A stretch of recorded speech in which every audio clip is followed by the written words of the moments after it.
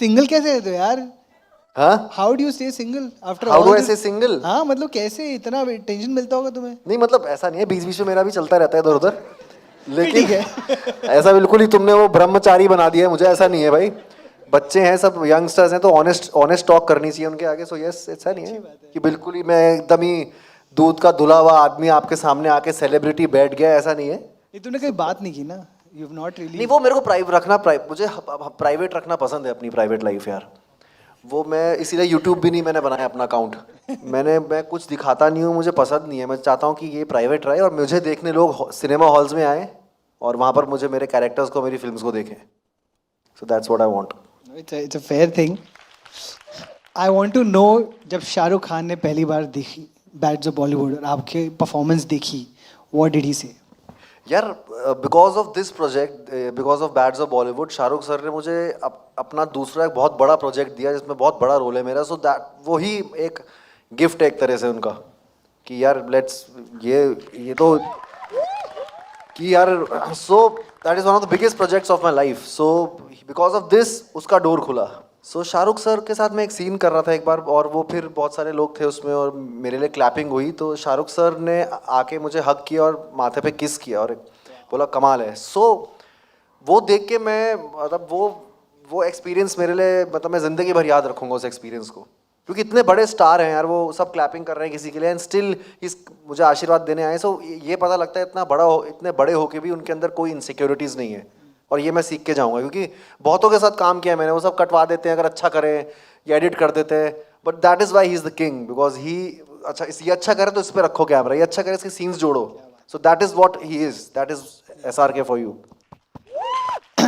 देखो आपने जो इवन पॉडकास्ट के इतनी लाइंस वायरल गई हैं, and I know that you have a lot of wonderful philosophies in life जो आपने सबको बताई हैं, अभी वो सुना भी रहे हो आप। Shahrukh Khan was also known to have all of this incredible philosophies. उन्होंने ऐसी कुछ बात आपको बोली है, कोई फिलोसफी दी है in the making of all of this? एक बार हम लोग थे तो सर ने मुझे एक चीज़ समझाई थी कि Raghav, you don't be a loose cannon. वैसे ही किसी और के बारे में बात कर रहे थे तो मुझे ऐसे ही बोला कि don't be a loose cannon in, और जब इंटरव्यूज़ हो या कुछ हो, यू नो, कि हमारे ऊपर अपना जो जर्नी तू तय कर रहा है उसमें तेरे पीछे बहुत सारे लोगों की रिस्पॉन्सिबिलिटीज़ है, प्रोड्यूसर की, लाइटमैन की, 500 लोग लगते हैं उसमें, your family. So always entertain people but don't be a loose cannon. कुछ ऐसा पॉलिटिक्स ये सब वो सब मत करना। सो मैंने ओके सर, आई, आप मुझे समझा रहे हो तो कुछ वजह है, मुझे समझा रहे हो तो हाउ ब्यूटीफुल। आपने सलमान खान के साथ भी काम किया है। व्हाट इज द डिफरेंस और commonality between working with the two? Commonality ये है कि वो दोनों बहुत अपने अपने ढंग में इंडिविजुअल हैं।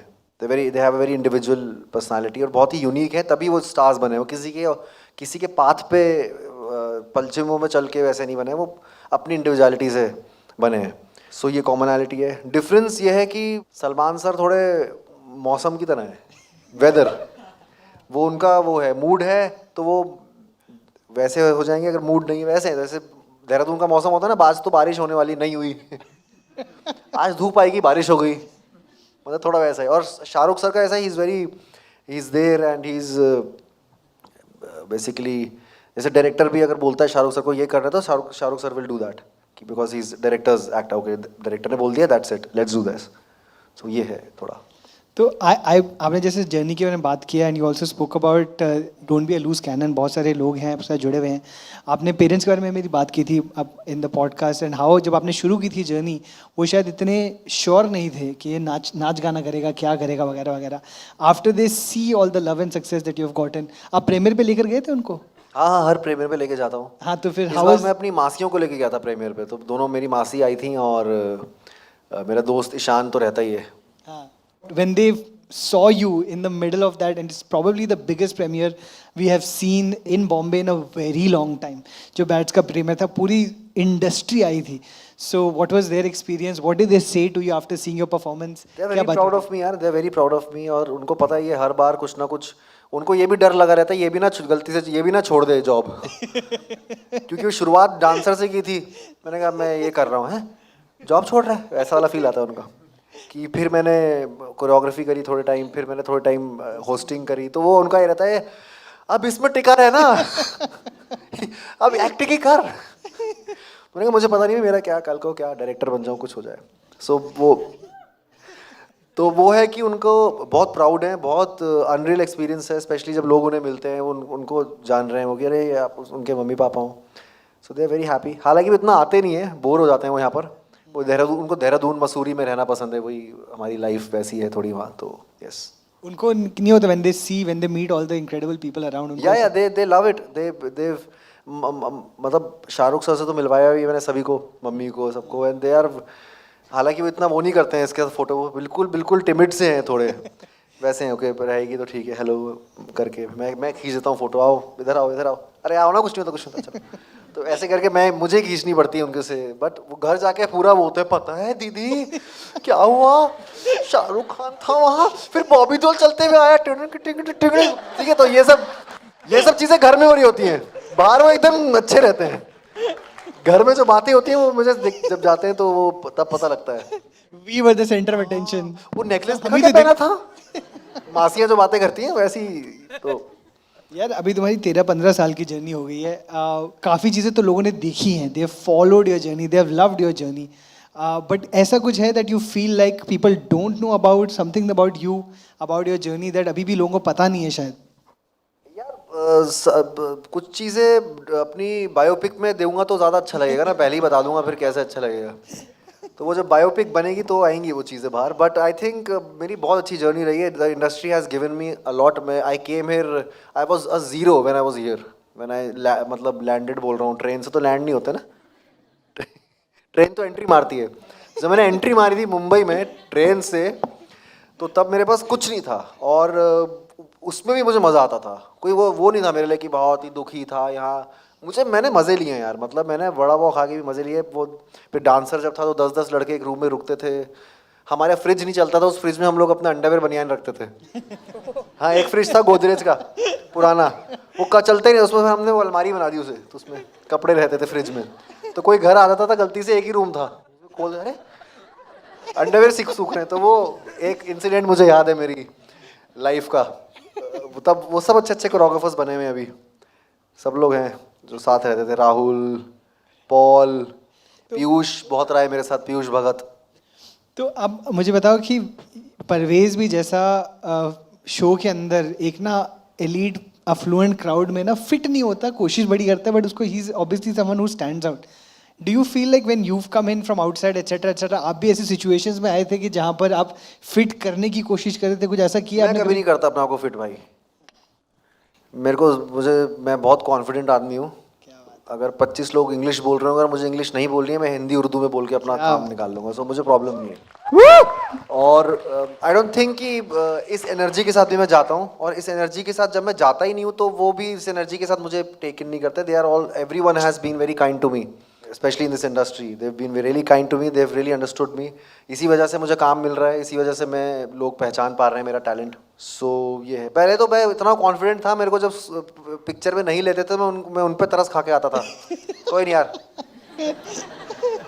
Better luck next time for you. वो क्या प्रोड्यूसर कहता था, ये कैसा कॉन्फिडेंस है भाई.